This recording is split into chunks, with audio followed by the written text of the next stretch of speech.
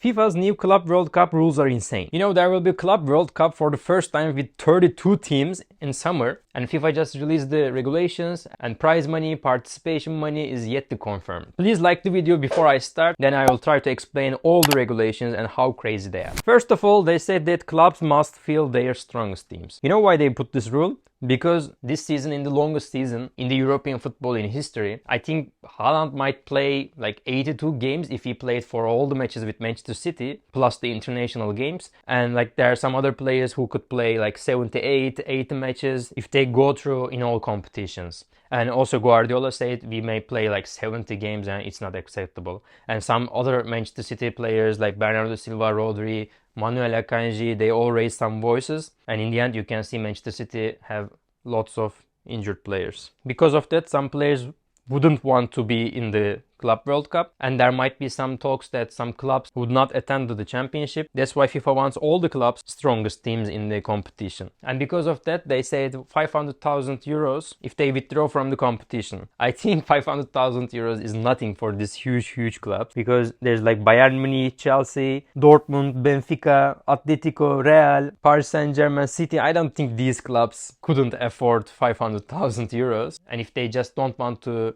join the tournament, they can just withdraw anytime. So this rule doesn't apply for the huge clubs in Europe. Then they said owners cannot have shares in more than one club. It's okay, I understand that. MCOs are getting huge now, and now all the MCOs have different clubs in different continents. And in this case, there's Pachuca and León who won the CONCACAF Champions Cup. So that's why they are going to be in the Club World Cup together, but at the same time they play in Liga MX in Mexico together. They fight in the Champions Cup together. It's not a problem, so I don't think FIFA will make any problem out of that.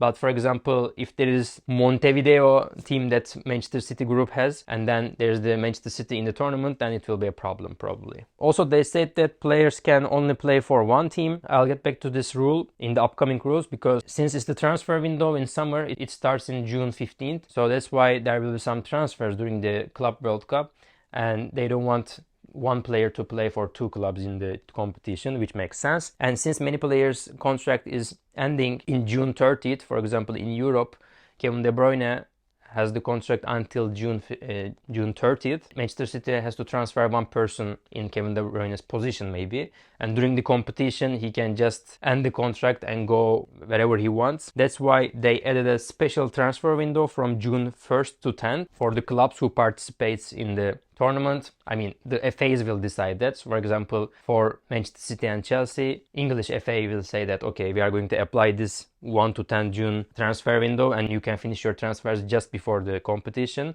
And it makes sense because there are some footballers whose contract is ending at the end of the month. And also they added a mid-competition squad reforming, as I could say. They can add a maximum of 2 players to their squad from June 27 to July 3rd, which means that in the middle of the tournament they can just change 2 players from the squad list because of this contract ending situation. Also, they said that teams must arrive at their base camp 3-5 days before their first game, mentioned that, but also provisional squad size would be from 26 to 50 players, and then tournament squad size would be from 26 to 35 players. I don't know which team would go there with 35 players. I think they just wanted to put this rule because people are complaining with too many games in the season, and FIFA is going to tell, okay, we said you could take 35 players and you could rotate the players in the group match, for example, but you didn't. It's your fault. So they just want to defend themselves. And with these rules, many rules, FIFA just revealed that there's no prize and participation money details yet, and which is ironic because they are asking many things from the clubs, and the clubs don't know how much money will make out of this competition. The reason behind this is that FIFA still couldn't find a broadcaster, and as I read from the news, Apple wanted to buy global rights for $1 billion, but in the last World Cup, FIFA made $2.88 billion, and $1 billion is not enough for them. And FIFA had the emergency meeting in September. They just want to make it rise to like $4 billion.